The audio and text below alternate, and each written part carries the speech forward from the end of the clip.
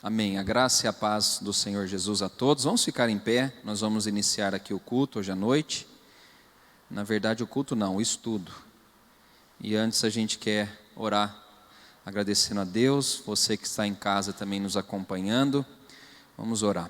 Paizinho, obrigado por essa noite. Te agradecemos pela Tua graça, pela Tua bondade. Agradecemos ao Senhor pelas Tuas misericórdias. Agradecemos ao Senhor por esse dia que o Senhor nos fez. Agradecemos ao Senhor porque as Tuas misericórdias se renovam sobre nós a cada manhã. Agradecemos pela oportunidade que temos também de participar desse estudo da Tua Palavra. Fala conosco, Pai, aos que estão aqui presentes, aos que estão em casa, que o Espírito Santo possa agir poderosamente em cada uma das nossas vidas. Eu me coloco aqui à disposição do Senhor. Usa minha boca, os meus lábios para trazer a palavra, a lição que nós estudaremos nessa noite. Assim eu oro agradecido em nome de Jesus. Amém. Pode se assentar, por favor. Vamos abrir a lição de número 8. Lição de número 8. E 1 Coríntios capítulo de número 5. É o texto que a gente vai estudar hoje. Então, 1 Coríntios, capítulo de número 5.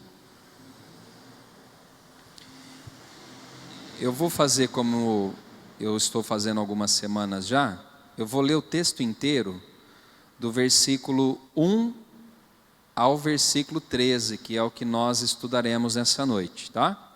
Então, do versículo 1 ao versículo de número 13, nos diz assim a palavra: geralmente se ouve que há entre vós imoralidade, e imoralidade tal como nem mesmo entre os gentios, isto é, haver quem se atreva a possuir a mulher de seu próprio pai. E contudo andais vós ensoberbecidos, e não chegastes a lamentar, para que fosse tirado do vosso meio quem tamanho ultraje praticou? Eu, na verdade, ainda que ausente em pessoa, mas presente em espírito, já sentenciei, como se estivesse presente, que o autor de tal infâmia seja, em nome do Senhor Jesus, reunidos vós e o meu espírito com o poder de Jesus nosso Senhor, entregue a Satanás para a destruição da carne, a fim de que o espírito seja salvo no dia do Senhor. Não é boa a vossa jactância. Não sabeis que um pouco de fermento leveda a massa toda? Lançai fora o velho fermento, para que sejais nova massa, como sois de fato sem fermento. Pois também Cristo, nosso Cordeiro Pascal, foi imolado. Por isso, celebremos a festa não com o velho fermento, nem com o fermento da maldade e da malícia, e sim com os asmos da sinceridade e da verdade.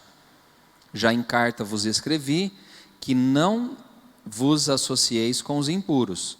Refiro-me com isto não propriamente aos impuros desse mundo, ou aos avarentos, roubadores ou idólatras, pois neste caso teríeis de sair do mundo. Mas agora vos escrevo que não vos associeis com alguém que, dizendo-se irmão, for impuro, ou avarento, ou idólatra, ou maldizente, ou beberrão, ou roubador, como esse tal, nem ainda comais. Pois com que direito haveria eu de julgar os de fora? Não julgai vós os de dentro? Os de fora, porém, Deus os julgará. Expulsai, pois, de entre vós o malfeitor. Gente, esse texto aqui ele é muito forte da lição de hoje, né? Paulo, ele está ensinando como disciplinar a igreja, e ele está aqui chamando a atenção da igreja de Corinto. E nós vamos estudar, então, sobre a disciplina na igreja. Antes da gente ler qualquer coisa aqui na revistinha, eu gostaria de saber de vocês, ou de quem está em casa, por que deve haver disciplina na igreja? Se alguém quiser falar daqui ou de casa, pode colocar aí para nós. Por que deve haver disciplina na igreja? Por que vocês acham?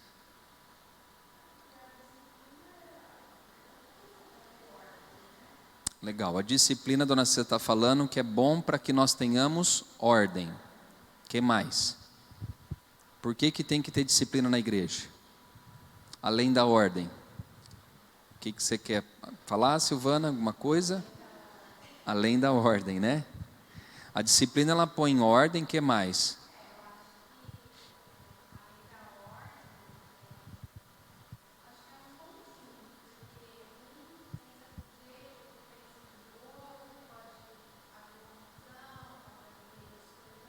Sim.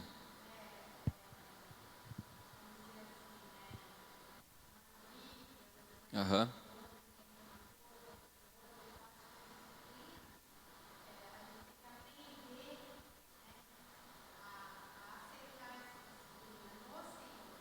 Amém.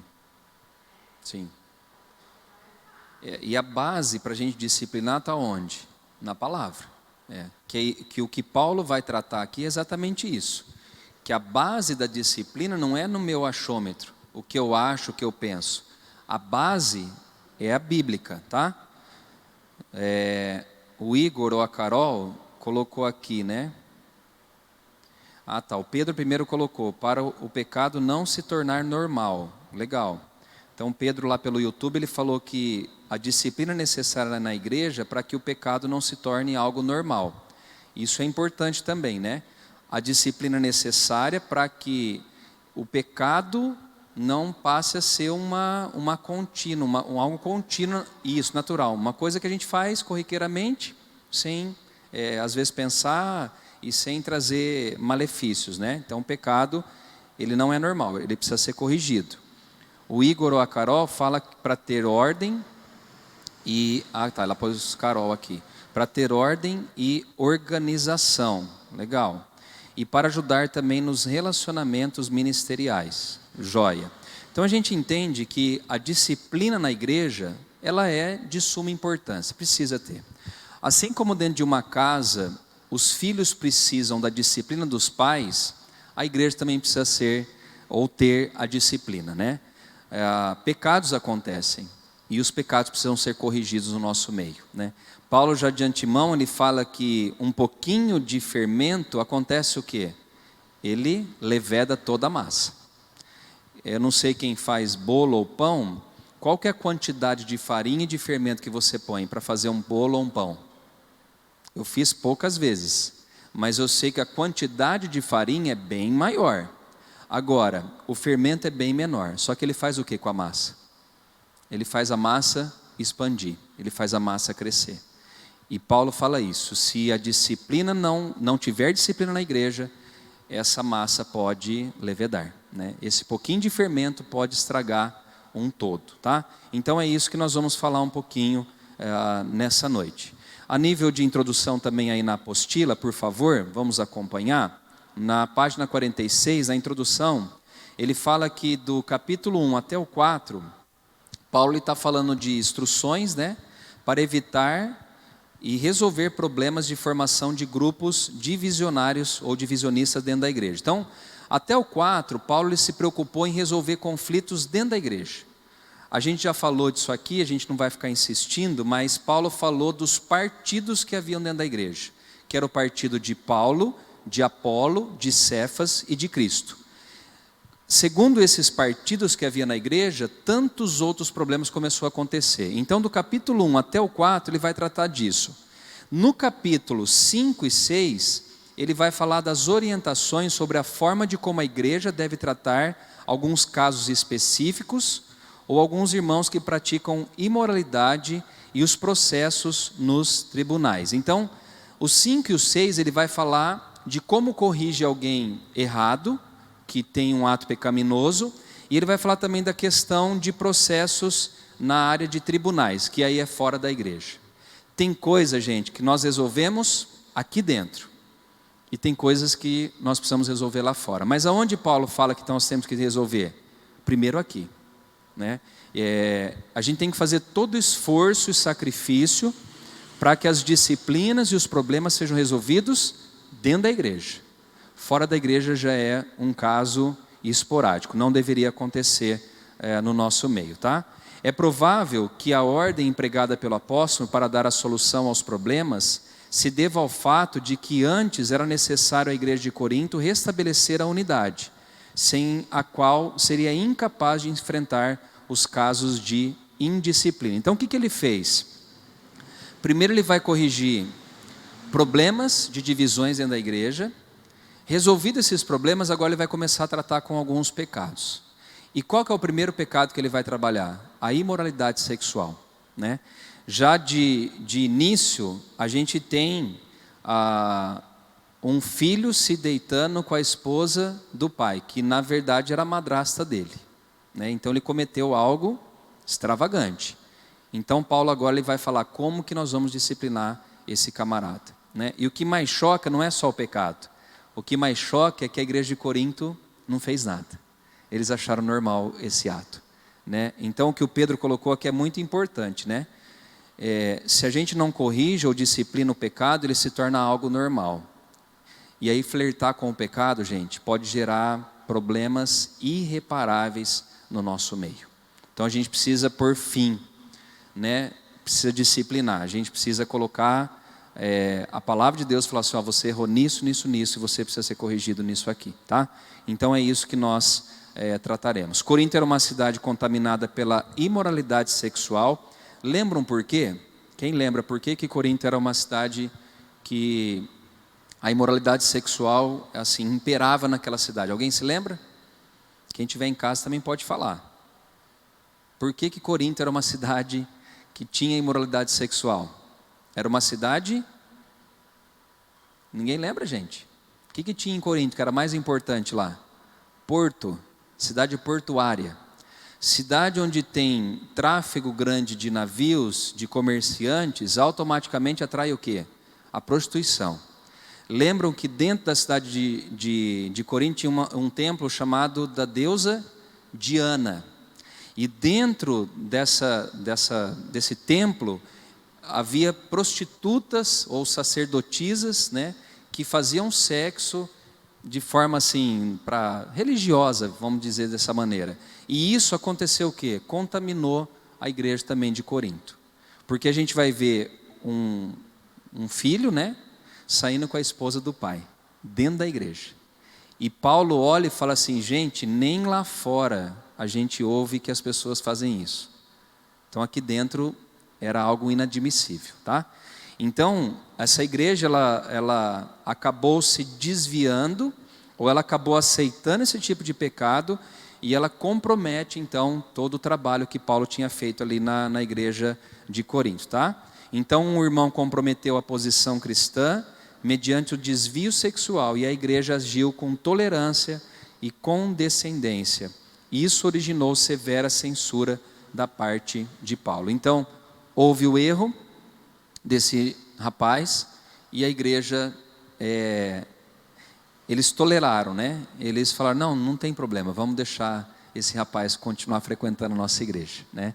E nós vamos tratar um negócio bem legal hoje também, né? Que é a questão de afastar alguém da comunhão da igreja. Será que a gente pode fazer isso como cristão? Então nós vamos falar um pouquinho hoje também sobre isso. No item 1 fala da exposição do problema. Vamos ler o versículo 1 e 2? Alguém pode ler para mim, por favor? A Rita vai colocar aqui no telão para a gente. Se alguém quiser ler em voz alta, eu agradeço. 1 Coríntios, Rita, capítulo 5, versículo 1 e o 2. Alguém lê, por favor?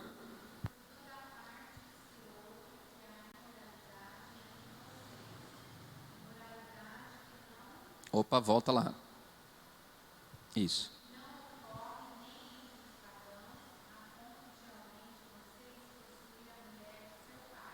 No 2.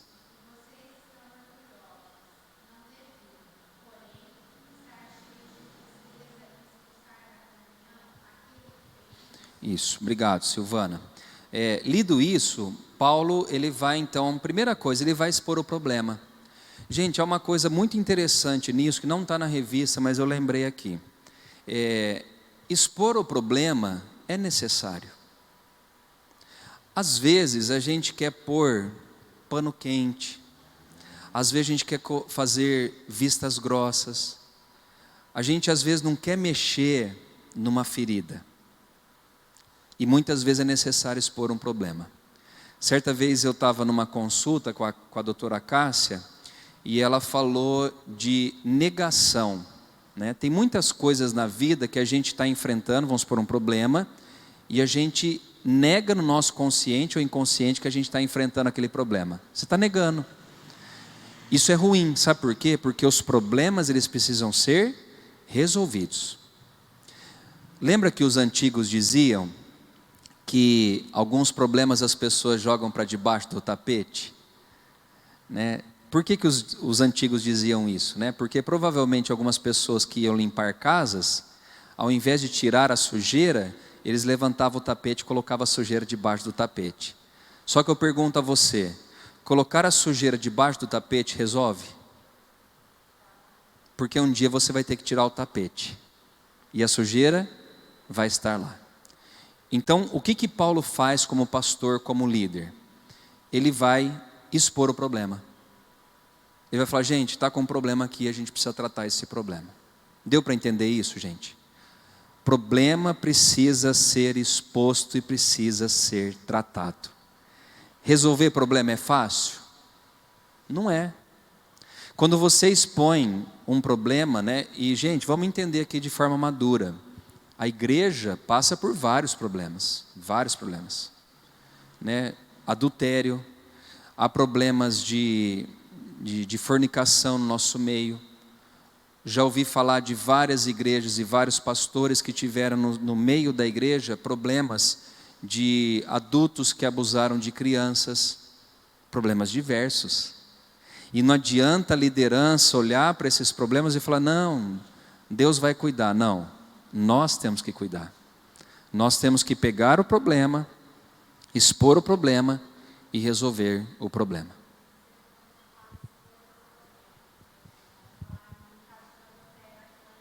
Deixa eu pôr o microfone, Sil, senão as pessoas de casa também não ouvem.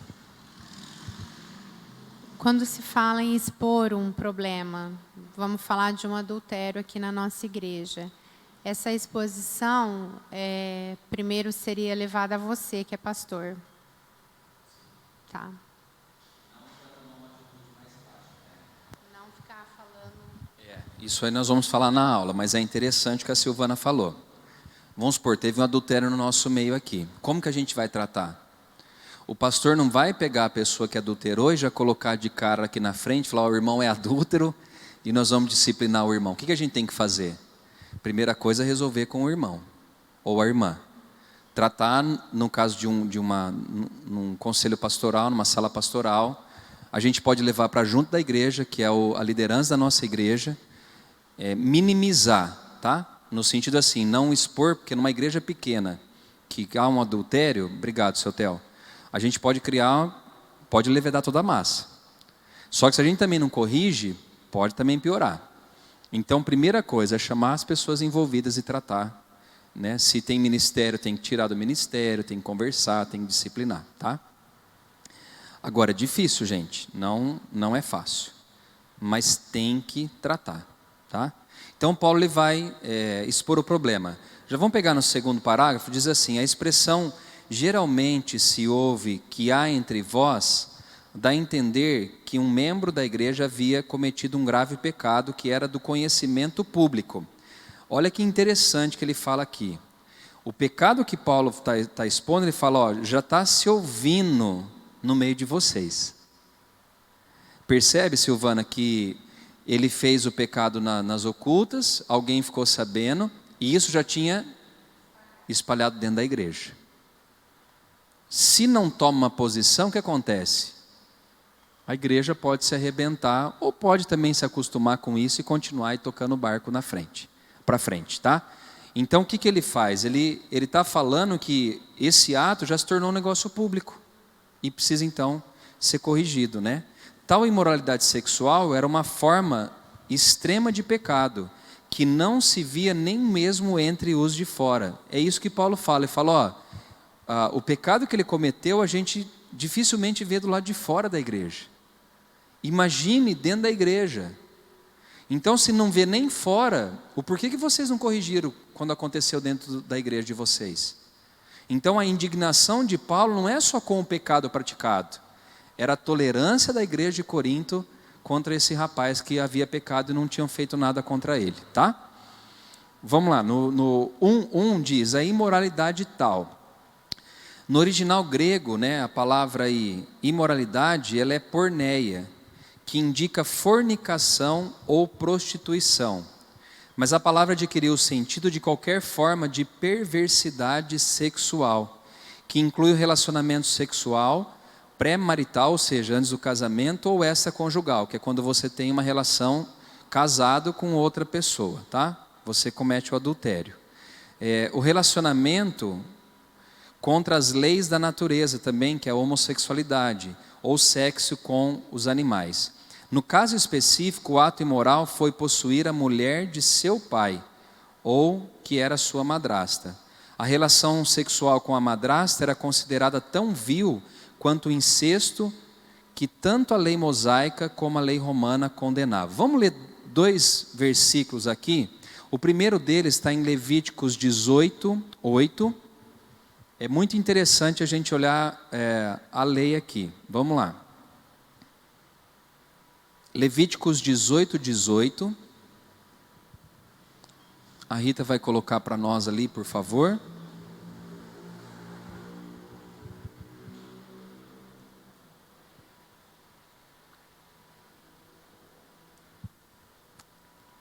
A hora que você achar, pode pôr, tá, Rita, por favor.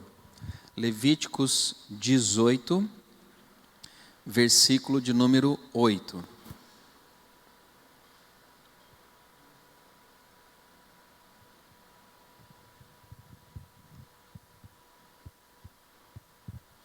Conseguiu?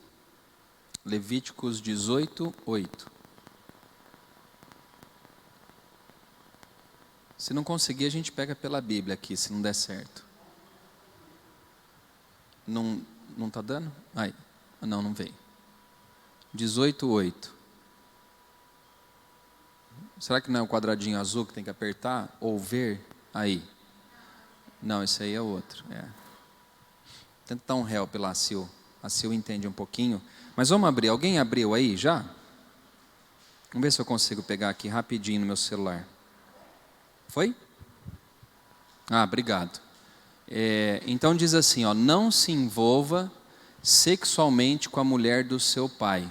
Isso desonraria seu pai. Tá, agora nós vamos para o outro texto, lá em Deuteronômio 22, versículo 30. Então esse fala da lei, e agora em Deuteronômio também, Deuteronômio 22, versículo de número 30.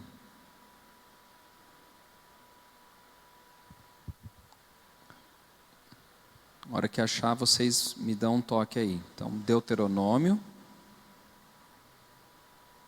capítulo de número 22, versículo de número 30. Achou? Então vamos lá. Nenhum homem poderá tomar por mulher a mulher do seu pai, pois isso desonraria a cama de seu pai. Tem um outro texto, mas a gente não vai ler, que é o 27:20, que fala a mesma coisa. Então, pela lei mosaica, o que ele falava a respeito de deitar com a mulher do seu pai? Que era desonra, não podia. Algumas leis, gente, no Antigo Testamento, agora vamos falar do Antigo, depois do Novo, mas no Antigo Testamento, alguns pecados, ou a consequência do pecado, era a morte por apedrejamento.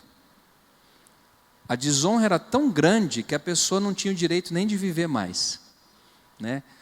No Novo Testamento, a graça, né, que Deus derramou através de Cristo na cruz do Calvário, deu a permissão que a pessoa continuasse viva, mas não de não ser disciplinada. Precisa ter disciplina e correção. Então, quando Paulo ele vai corrigir, ele corrige segundo o quê? A lei de Deus. Ele não está corrigindo da mente dele ou do achômetro dele, não. Ele está corrigindo de acordo com a palavra de Deus, com a lei mosaica. Deu para entender isso aí? Então, beleza. Qual que foi a reação da igreja diante dessa imoralidade, né? Os cristãos de Corinto não reagiram como deveriam ou deviam. Tiveram uma atitude arrogante e insensível diante da situação. Em vez de lamentarem, mostraram-se envaidecidos. A expressão que ele usa no versículo de número 2, vamos pegar comigo, por favor, versículo de número 2 de 1 Coríntios. E contudo andai vós ensoberbecidos, e não chegastes a lamentar para que fosse tirado do vosso meio quem tamanho ultraje praticou. Paulo fala que ao invés deles lamentarem, eles ainda ficaram soberbos com isso, vaidosos com isso, como se o ato que esse homem ou esse jovem praticou fosse um ato legal, legítimo. Não, foi um baita pecado, gente. E a igreja, ao invés de chorar, eles ficaram ensoberbecidos com isso, ou envaidecidos, né? Podiam ter aplicado disciplina ao transgressor, mas não o fizeram.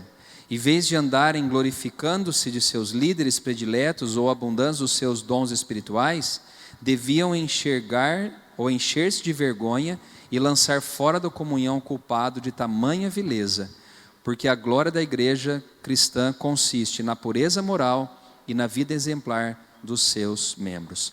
Isso aqui é muito importante, gente. A igreja, ela precisa ser olhada do mundo para nós aqui, ela tem que ser olhada de pessoas puras. Não estou falando perfeitas, estou falando puras, né? No mínimo, quando há um pecado desse tipo na igreja, ele tem que ser corrigido, né? Tal membro tem que ser punido, né? Eu tenho acompanhado agora as coisas que têm acontecido na política do Brasil, como todos nós brasileiros temos feito, né? E é uma coisa interessante, né? Que toda ação gera o quê, gente? Uma reação. Toda ação gera uma reação. Nesse caso aqui, a ação desse jovem não gerou reação nenhuma da igreja. Sabe o que eu falei da política? Porque cada decisão que os políticos tomam ou os tribunais tomam vai gerar uma reação, positiva ou negativa. Nesse caso aqui, Paulo fala, olha, se não houver disciplina, um pouco de fermento leveda toda a massa. Se vocês não corrigirem, pode estragar uma igreja inteira. Lembra quando os nossos pais, avós diziam que uma laranja podre numa caixa contamina toda uma caixa de laranja? E é verdade. Alguém já teve uma experiência de abrir uma embalagem que você colocou de legumes dentro da geladeira e você abre e tem, vamos supor, um tomate estragado. O que está em torno desse tomate já começa a criar uma parede de fungo ou já estragou, mas da onde veio? De um. Né? Então, Paulo estranhou a reação da igreja. Ele falou, gente, vocês precisavam ter corrigido esse camarada. Vocês foram tolerantes com o pecado. E na igreja cristã tem que ter pureza moral e tem que ter vida exemplar dos seus membros. A gente não pode dar desculpa de, não, mas a carne é fraca. Eu sei que a carne é fraca, gente. Mas, por ser cristão, nós temos que ser puros. Na questão moral e também na vida exemplar, né? Lá fora, não somente aqui dentro. Segundo ponto aí, a necessidade da disciplina.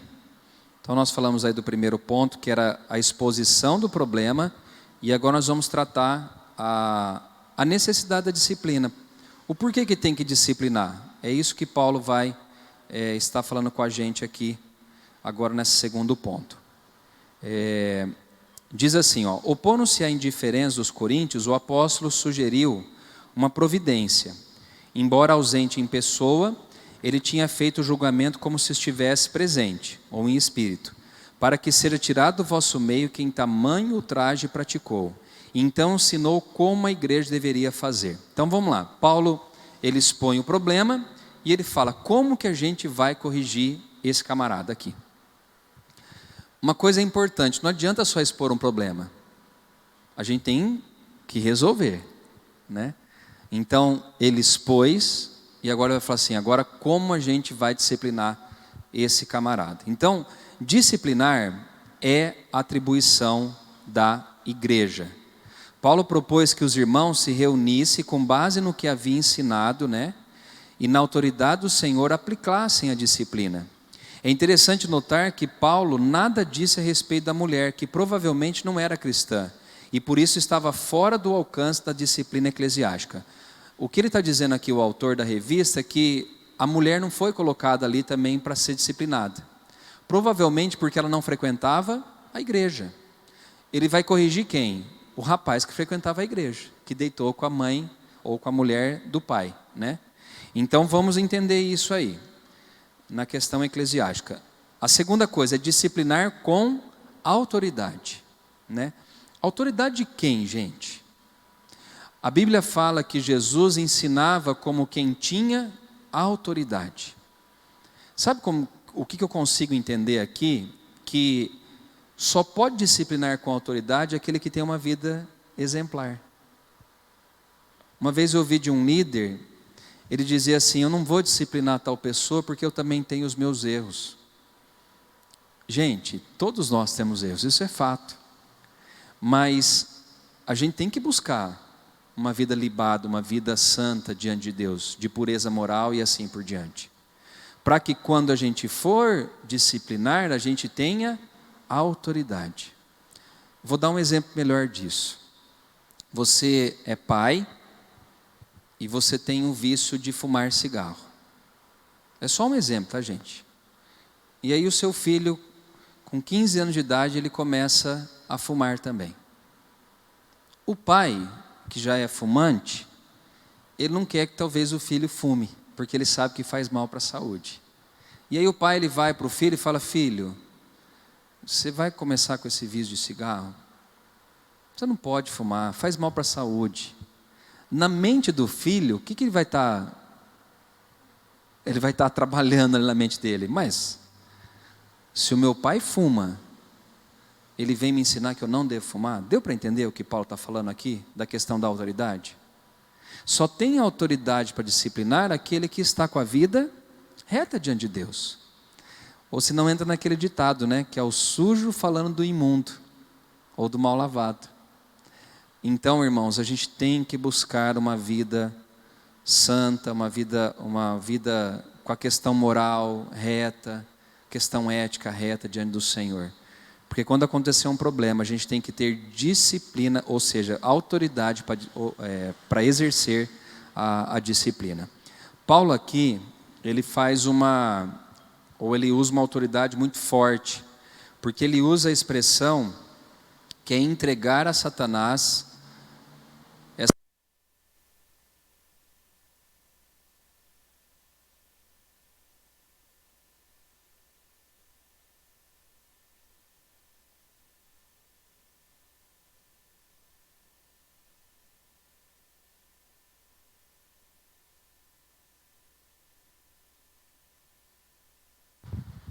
voltou.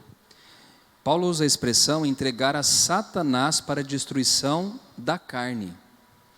Eu sempre tive dificuldade em entender esse texto aqui. Por que Paulo fala: olha, esse cidadão que cometeu essa imoralidade, ele precisa ser entregue a Satanás para a destruição da carne? Não é pesado isso, gente? É muito forte o que Paulo usa, né? Essa frase sugere que a disciplina implicava a excomunhão ou a exclusão completa da comunhão com a igreja local. Existem alguns pecados, irmãos, ou pessoas que praticam pecado e que não aceitam a disciplina, elas têm que sair da comunhão da igreja.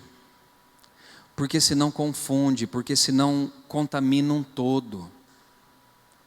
Por isso, gente, por isso que Paulo fala: olha, tem que tirar esse camarada da igreja. E ele usa a expressão: entregue a Satanás para a destruição da sua carne, né?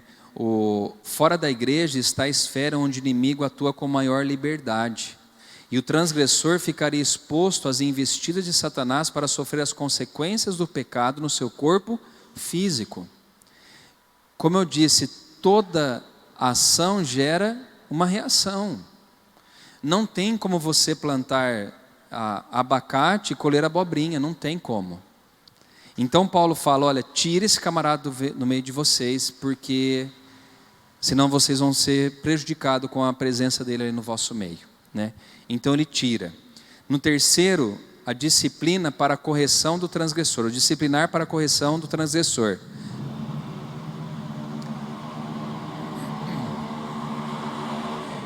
É hoje.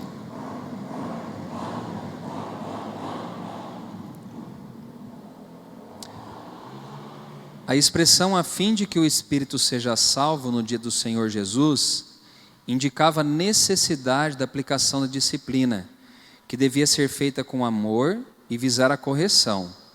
A exclusão não deve ser um fim, mas um meio para alcançar um fim, que é a restauração do disciplinado à comunhão da igreja. Então, no dia do Senhor, ele será contado entre o povo de Deus. Ou seja, se você não corrige essa pessoa, ela vai continuar no engano, ela vai continuar no erro. Isso que é o pior.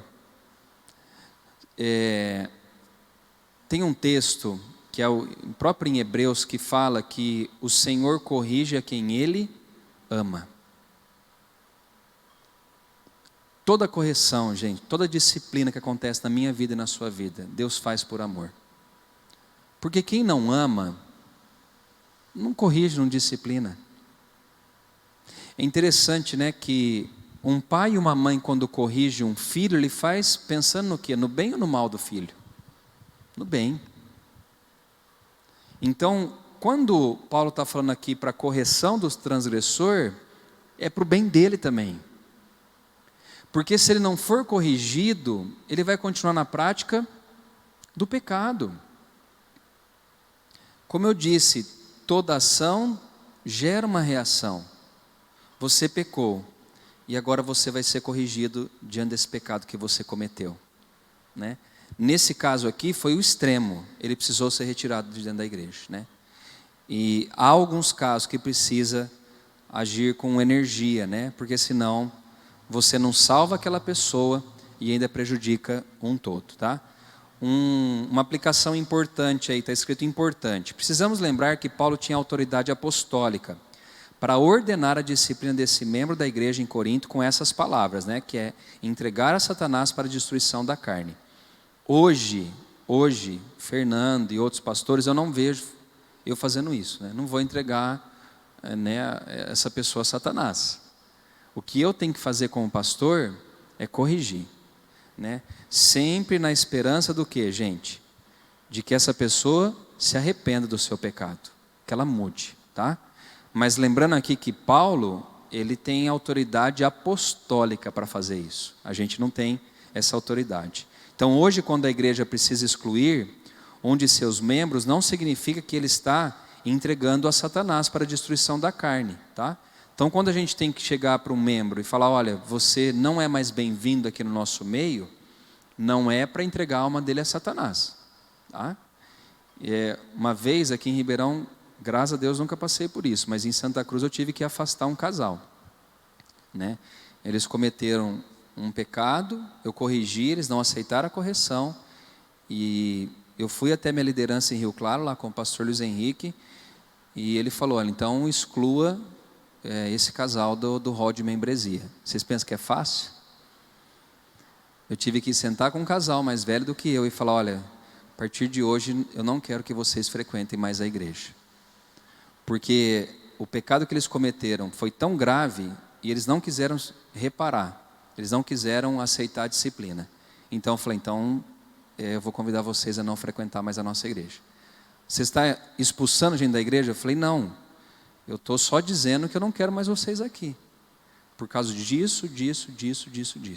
Mas eu não entreguei a alma deles ao diabo. Não posso fazer isso. Não tenho essa autoridade, tá?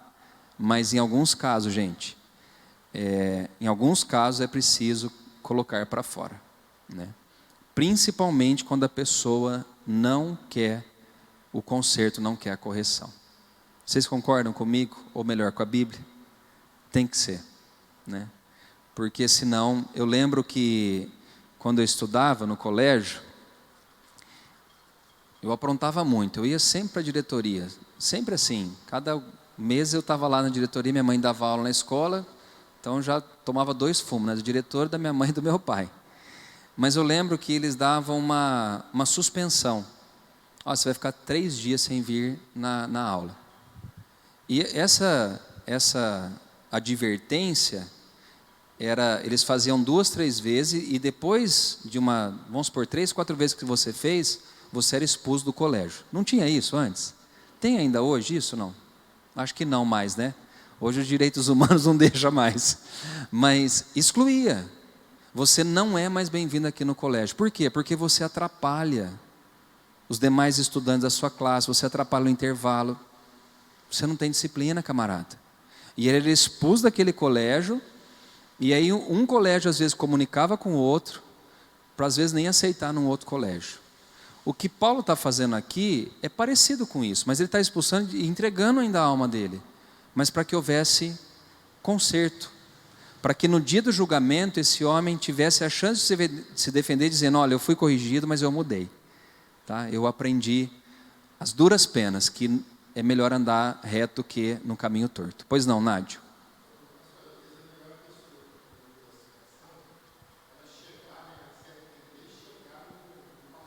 Sim. Sim. Sim. O que o Nath está falando assim, é para, se há um erro, né, e a pessoa quiser conserto, tem que... Sim, sim. Com certeza. Não é o normal acontecer, viu, Nádia? O normal acontecer é dar o problema, aí chegar nos ouvidos do pastor e aí a gente tem que fazer alguma coisa contra, né? Contra, quando eu falo, é disciplinar, tá, gente? Não estou nada contra ninguém, pelo amor de Deus. A gente tem que prezar pela palavra, né? Doa a quem doer, e é difícil, né? Aqui em Ribeirão, uma vez, os mais antigos sabem, né? Eu precisei colocar o grupo de louvor inteiro no banco, né? E é interessante que o grupo inteiro saiu da igreja, mas eu fiz minha parte, porque eu tinha que corrigir. Eu estava vendo que eles estavam indo para um caminho que não era saudável, e eu falei, gente, ó, a partir de hoje é dessa maneira aqui, vocês querem continuar no ministério de louvor? Ah, não sei o que, então vocês vão sentar. E é interessante que na semana onde eu sentei todos, sentar é disciplinar, tá? Todos eles saíram da igreja em menos de um mês. Tudo bem, a igreja está aqui, né? E é assim, gente. Eu não sou o melhor, mas a gente tem que prezar. A gente vai falando uma vez, você fala 2, você fala 3. Eu sou muito longânimo com as minhas coisas. Mas chega uma hora que você fala, irmão, eu já dei várias chances. Você não quer? Então agora é a disciplina. E tudo bem, né? Saíram daqui, continuam cristãos, sem problema algum, gente. Encontro alguns deles, converso com eles, aconselho às vezes, não tem problema nenhum. Só que a gente não pode aceitar algumas coisas que estão em desordem com a palavra de Deus, né? Então, dificilmente, viu, Nádia, vai chegar para mim. Às vezes chega nas beiradas, aí eu tenho que ir lá falar, aconteceu isso, vamos resolver aqui, né? E aí a gente leva para a sala pastoral também. Eu não sou de ficar expondo um problema para a igreja. Não sou e não deve ser dessa maneira, tá? Vamos rapidinho aqui para frente, então. A razão para a disciplina. Vamos ver aí. Qual que é a razão para a disciplina? Há pecados que exigem uma severa disciplina, porque as consequências de não disciplinar podem ser gravíssimas. Uma coisa aqui que é importante saber: pecado é pecado, gente, tá? Não existe pecadinho e pecadão. Pecado é pecado. Agora, existem graus, né?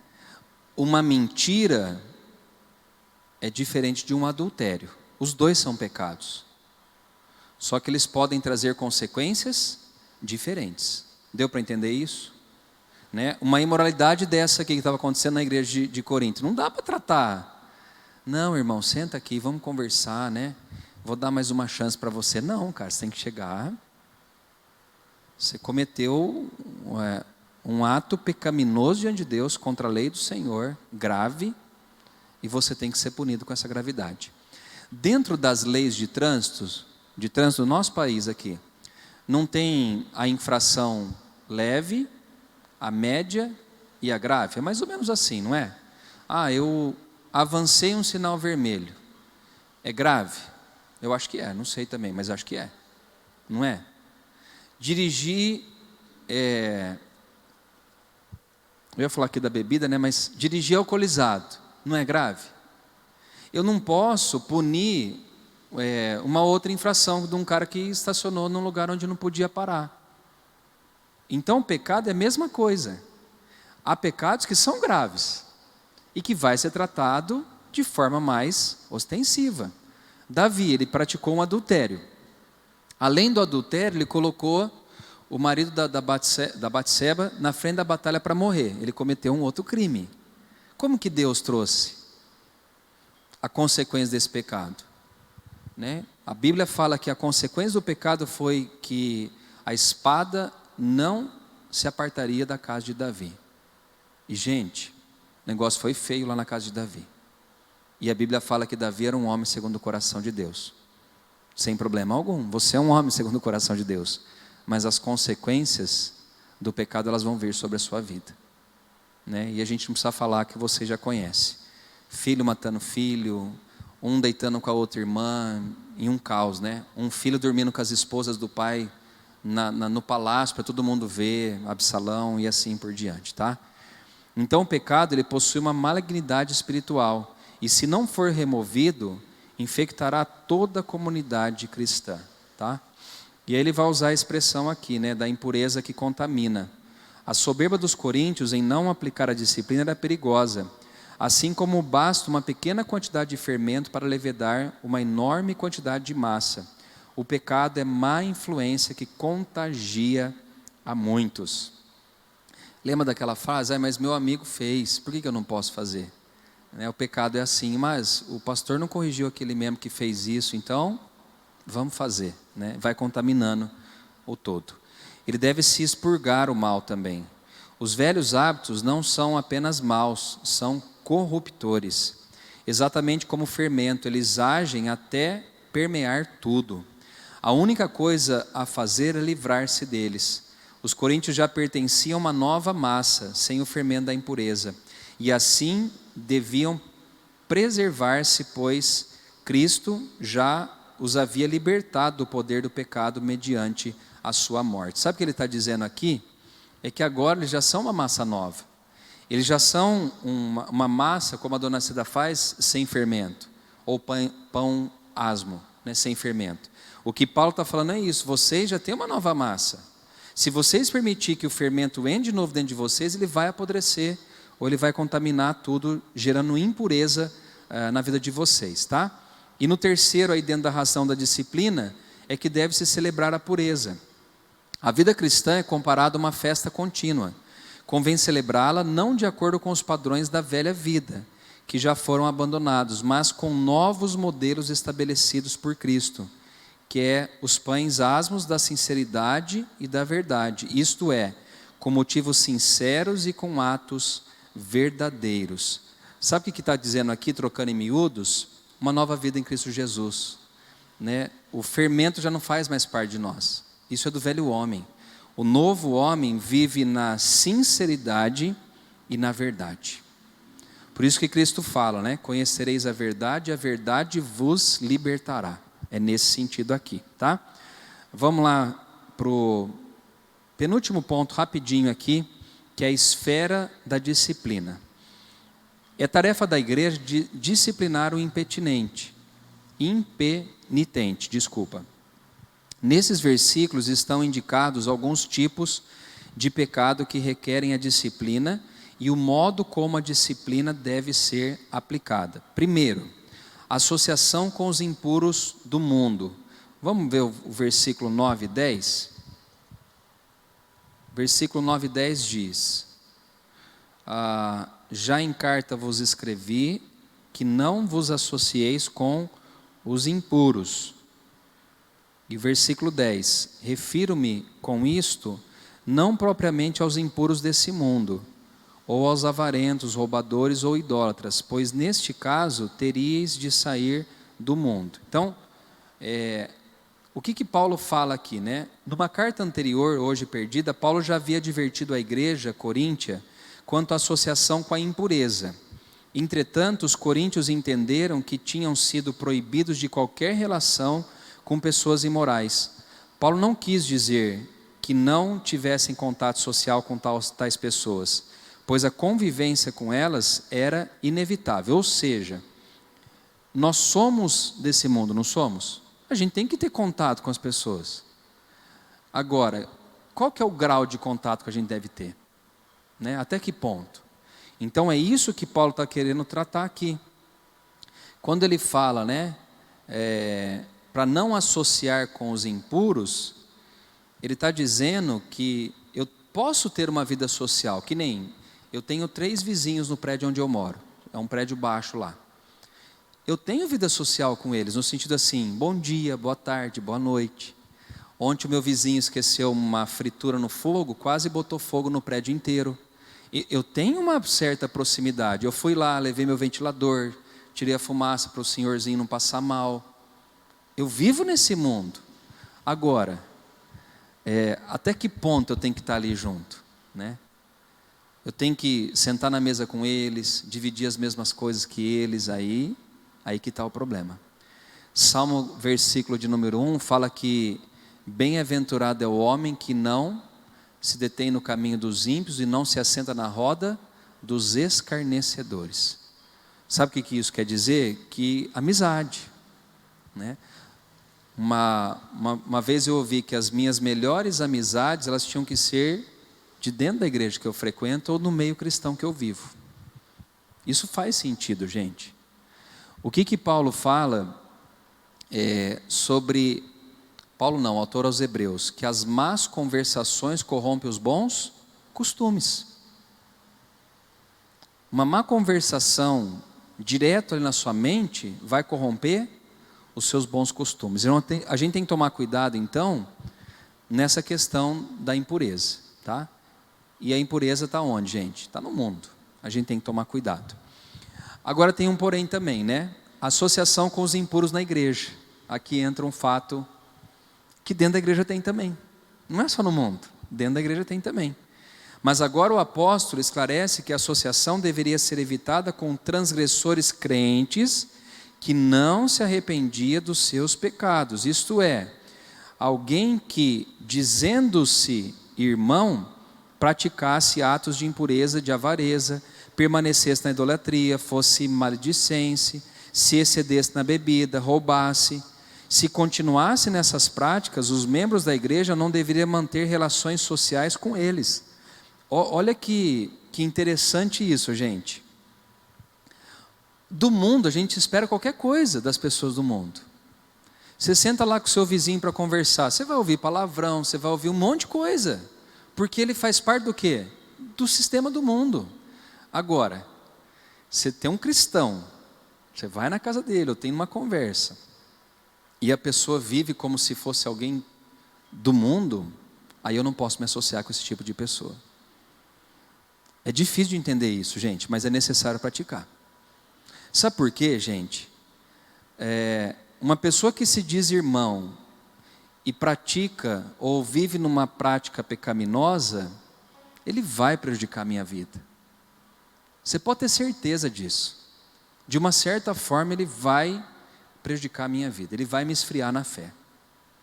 Minha mãe dizia muito isso para mim, né? Falou, não, aquela pessoa não é tão má assim não, eu vou tentar trazer ele para a igreja. Minha mãe sempre falava assim, não, é mais fácil você ser desviado que trazer essa pessoa para a igreja.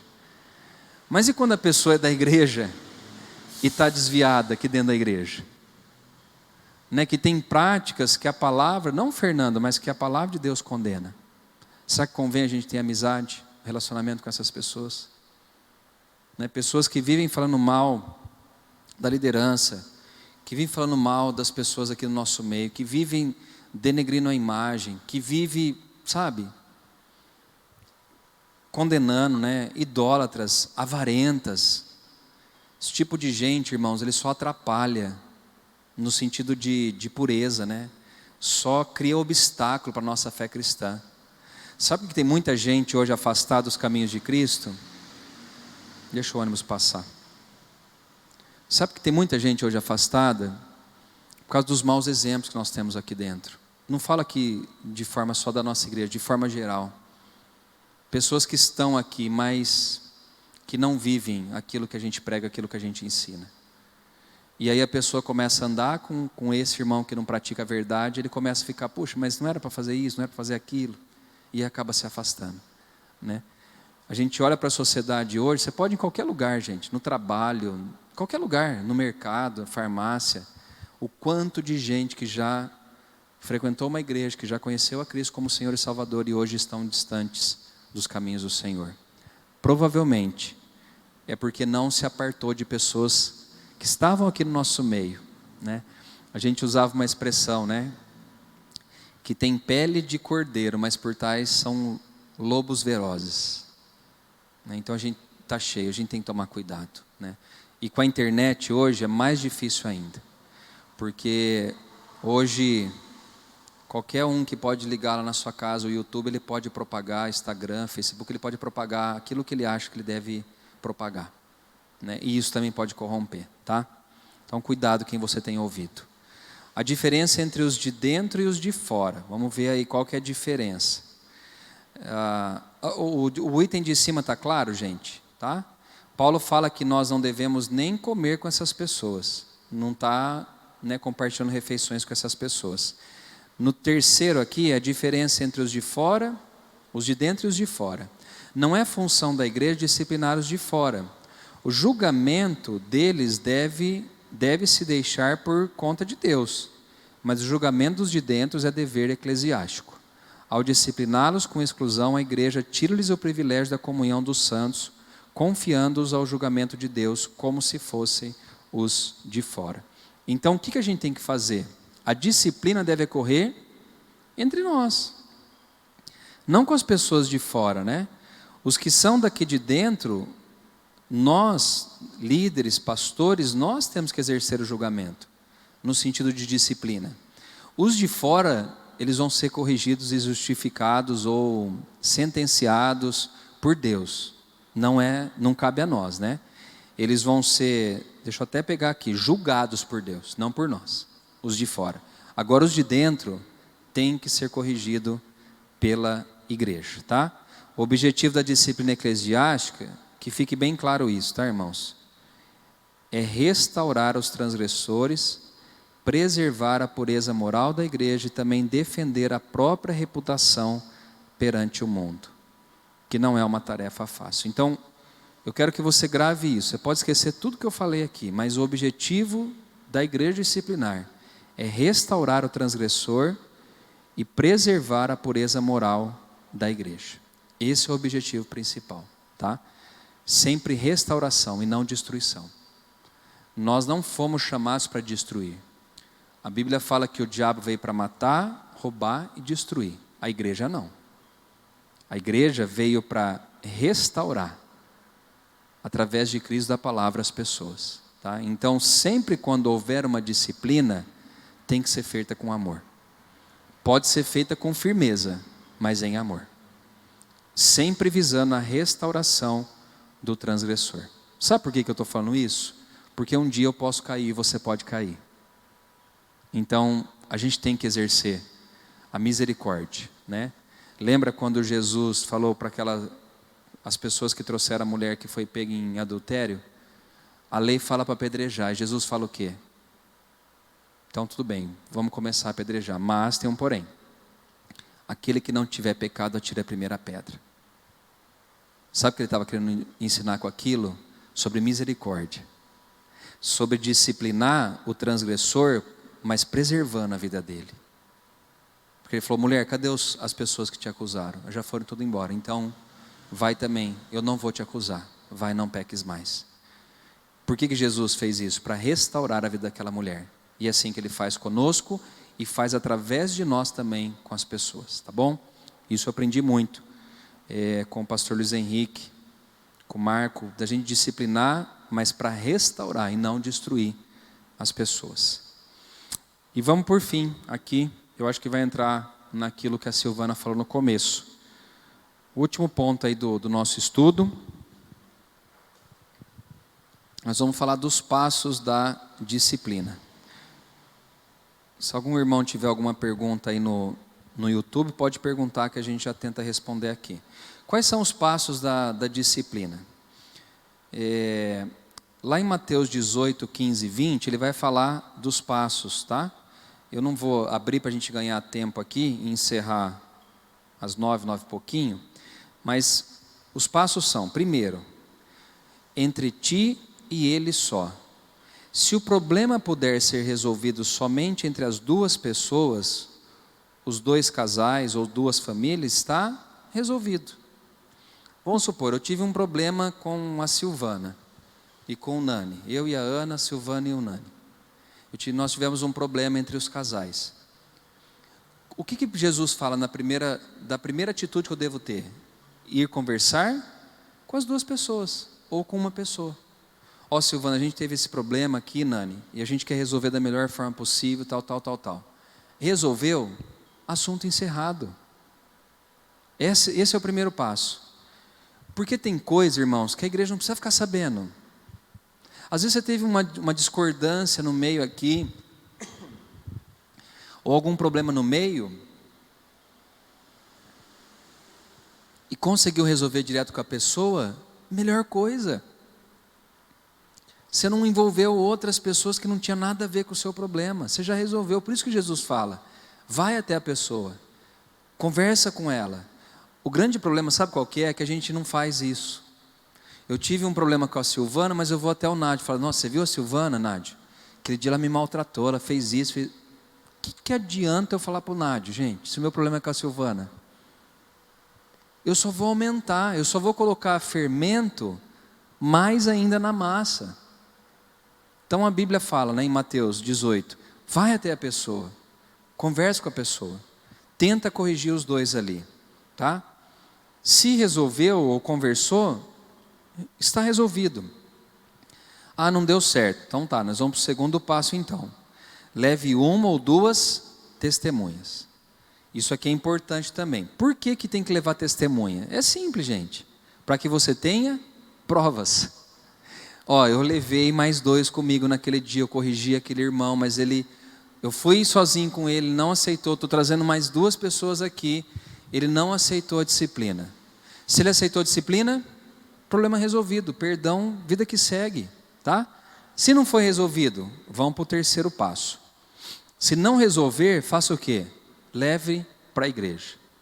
Isso aqui eu confesso que é o mais difícil de fazer, porque você já esgotou 2 tentativas, só que o problema não foi resolvido, então você tem que trazer para a igreja, né? Em Rio Claro a gente teve um problema com um líder que adulterou, né? E se resolveu em todas as esferas, só que aí precisou apresentar para a igreja, e hoje ele é um baita pastor, a vida dele foi restaurada, a esposa dele aceitou ele de volta, e glória a Deus, está tocando a vida dele, mas por quê? Porque foi corrigido da maneira certa. Expõe? Sim. Dá vergonha? Sim. Mas é necessário expor. Porque teve uma primeira tentativa, teve uma segunda tentativa, agora a terceira é colocar para a igreja. E num quarto passo aqui, que é o último aqui. Se recusar ouvir a igreja é porque não quer comunhão. E quem não quer comunhão está sujeito à exclusão. Até combina, né? Quem não quer comunhão está sujeito à exclusão. Gente, Jesus era tão prático nisso, ele falou, aquele que não se ajunta comigo, se espalha.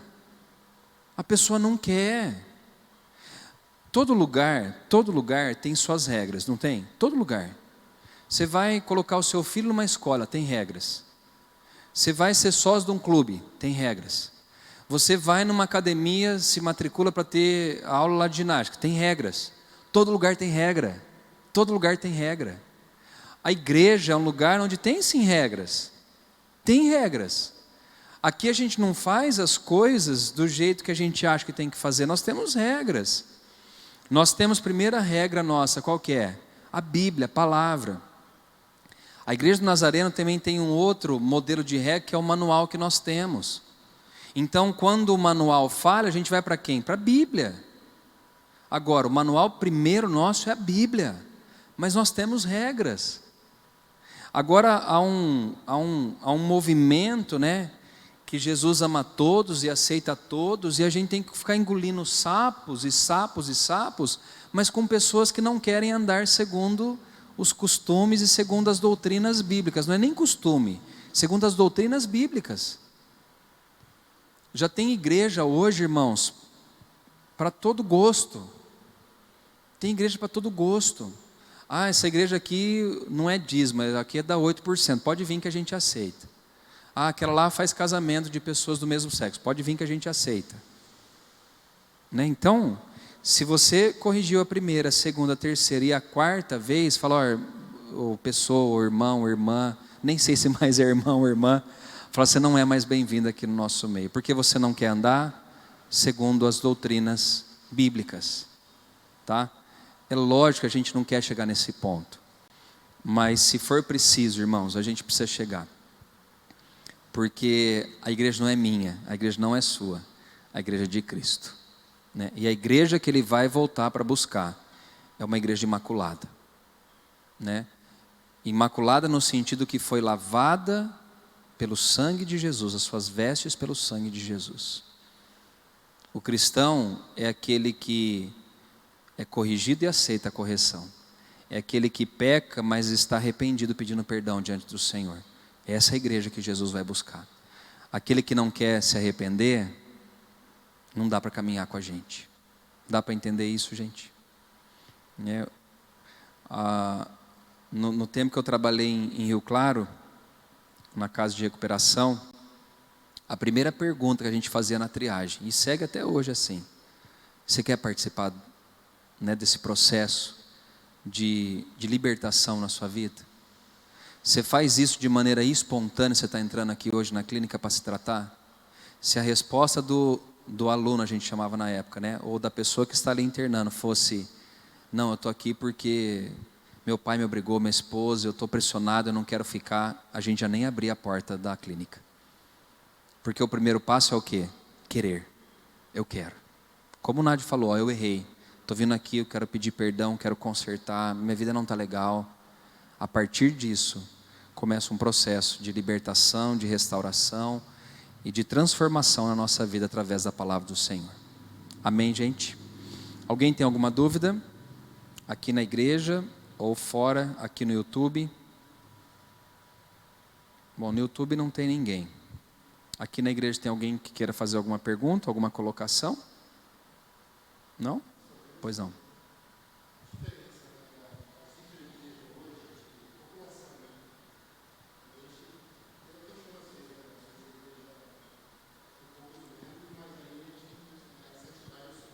Aham. Sim.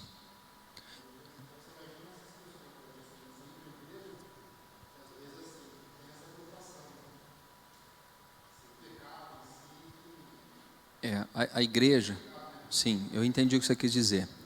O Nádio está falando para quem está em casa acompanhando que numa igreja muito grande é difícil de você acompanhar algumas coisas, né? Porque o líder ele anda um pouquinho mais distante da pessoa que ele lidera. Por isso que algumas criaram células, né? Que aí é 12, aí tem umas que é mais, mas tem um líder da célula que ele vai cuidar daqueles 12 ali. Mas mesmo assim é difícil, né? O problema de igreja grande eu vejo nisso, tá? O de pequena tem também um problema, porque qualquer coisinha que acontece aqui, espalha rápido, né? Numa grande, fica ali às vezes flutuando, mas numa igreja pequena não. Quando acontece alguma coisa que é um pouquinho mais escandaloso, Nádio, já vem à tona. Isso é bom de fato, porque a gente já tenta resolver também na hora, né? Mas em igreja grande, eu já participei da igreja de Rio Claro e era muito mais difícil mesmo. Porque você não vê, né? Às vezes a pessoa frequenta ali só um culto e você não consegue acompanhar a vida dela. E ela pode estar vivendo totalmente errado lá fora. Deixa eu ver aqui, a Mariana tem uma pergunta. Pastor, se a pessoa não se arrependeu do seu pecado e passou por todas essas fases individual, com testemunhas e até levou para a igreja, minha pergunta é, vamos ver se a internet ajuda a gente aqui. Mas eu acho que a questão olha lá, é algum pecado específico com os pecados mais graves, ou isso vale até para a mentira, por exemplo? Olha, mas se vamos supor lá, vamos pegar um exemplo aqui que você disse que é mentira. Se a pessoa não quer também se libertar de uma vida de mentira, fica difícil também. Porque a gente fala às vezes, né, de um pecado grave, igual essa imoralidade sexual que estava tendo na igreja de Corinto. Ele podia trazer uma destruição para a igreja, mas uma mentira também, gente, às vezes pode causar muita coisa. Ou blasfêmia, né? Você falar contra alguém que você às vezes nem conhece. Então, no meu modo de ver, essa pessoa também tem que ser excluída da igreja, né? Se a pessoa não quer correção, não quer mudar, a gente tem que sentar com esse irmão e falar: irmão ou irmã, está difícil, né? A mentira ou o pecado que você está cometendo está prejudicando outros à sua volta. Contamina. E Paulo é muito claro, né, Silvano, no que ele fala, que um pouquinho de fermento leveda toda a massa. Então, um negócio pequeno hoje, ele pode se tornar... É igual ferida no corpo, gente. Né? Você tem uma ferida lá, você não cuida, vai deixando, ela vai aumentando. De repente, ela pode tomar o seu corpo inteiro. Uma vez eu fui com o Dimas visitar uma pessoa, aqui de Ribeirão mesmo, que perdeu a perna. E por que ele perdeu a perna? Ele tomou uma picada de uma aranha no sítio que ele estava morando, e eu acho que ele não cuidou de imediato. Então ele tomou uma picada da aranha e começou uma parte necrosar. E foi aumentando, até o ponto de ele perder uma perna praticamente inteira. Porque aonde foi necrosando, vai matando mesmo, não volta a ter vida, gente. Ele ia ficar com essa parte de baixo aqui do pé, da canela aqui embaixo, morta. E ele teve que fazer o quê? Amputar. Porque senão ia necrosar, toda a perna vai subindo e mata a pessoa, uma picada de aranha. Então o que a Má falou aqui é importante, que eu acho que independente se é um pecado grave ou não, primeiro ponto, tem que ser corrigido, tá? Aí se a pessoa vai querer ou não a correção, aí é um outro ponto, mas a gente vai tentando até não excluir a pessoa do nosso meio. Agora chega um ponto que a gente tem que falar: o seu pecado já não tem mais o que fazer, agora precisa amputar, precisa arrancar fora, tá bom? Eu acho que já respondi a pergunta dela. Vamos ficar em pé, nós vamos orar. Quero orar por você. A gente tem a visita do pastor Paulo César, lá de quase já Ribeirão Pretano, né, Paulo? Ele está mudando. Já mudou ou não? Ainda está no processo, né? Ele vai mudar aqui para Ribeirão. E ele é de uma igreja de um grande amigo meu que infelizmente faleceu ano passado, lá de Uberlândia, da Peniel. E é muito bom ter aqui você com a gente, viu? Você, se Deus quiser, esposa, né, logo mais também. Que Deus abençoe, você é muito bem-vindo aqui no nosso meio. Volte sempre, tá? Vem compartilhar uma palavra com a gente, uma hora. Ele era amigo também do pastor Marco, da pastora Tânia, que praticamente eu já conheço há mais de 20 anos, né? O Davi está com 22, né? A gente conversou aquele dia, 23. É o tempo que eu conheço o casal. Então, você é bem-vindo aqui entre nós, viu? Sinta-se à vontade aqui no nosso meio, tá bom? Vamos orar, gente, agradecendo a Deus. Paizinho, obrigado por essa noite, obrigado pela tua palavra. Agradecemos ao Senhor por todas as pessoas que estão aqui conosco na igreja, os que estão em casa também participando pelo YouTube. Que o Senhor possa abençoar cada um de nós com a tua mão de poder, Pai. Que o Senhor nos ajude também a vivermos uma vida santa, pura, reta diante de Ti. Que toda impureza, Pai, em nós, na nossa igreja, seja curada, seja transformada pelo poder da Tua palavra, Pai. E que todo o poder do mal seja vencido pelo poder que há no nome de Jesus Cristo, nosso Senhor. Abençoa, Deus, cada família, cada vida. Abençoa o pastor Paulo César também, que está de mudança aqui para Ribeirão, juntamente com a sua esposa. Pai, que o Senhor possa abrir as portas do Senhor a ele aqui nessa cidade, e que seja um tempo, um período de bênção para ele, e também para toda a sua família, Pai. Oramos, ó Deus, também pelos irmãos que estão aqui hoje presentes, os que participaram desse estudo. Fala aos nossos corações, ó Deus, e que o Senhor cumpra em nós a Tua palavra e a Tua vontade. Que o Senhor abençoe também aqueles que estão passando por dificuldades na vida, que estão enfermos, que estão passando por lutas, Pai, na família, lutas no casamento, lutas financeiras, Pai. Tem misericórdia, Pai. Lembramos aqui do Senhor Roberto que está internado, o pai do Nádio também. Ó Deus, tem misericórdia dessas vidas, Senhor. Envia a Tua provisão, envia do Teu poder restaurador sobre esses irmãos e irmãs, Pai. Oramos também pelo Dimas, que está hoje completando mais um ano de vida. Que a Tua bênção seja sobre a vida dele, sobre a sua casa e sobre toda a sua família, Pai. E que o Senhor agora nos despeça em paz, em segurança. E que o amor do Pai, a graça redentora do Filho e as consolações do Espírito Santo sejam sobre nós hoje, para todos sempre. Amém. Deus abençoe você que está aqui, quem está em casa também participando aí do culto. Um ótimo final de semana a todos em nome de Jesus. Deus abençoe.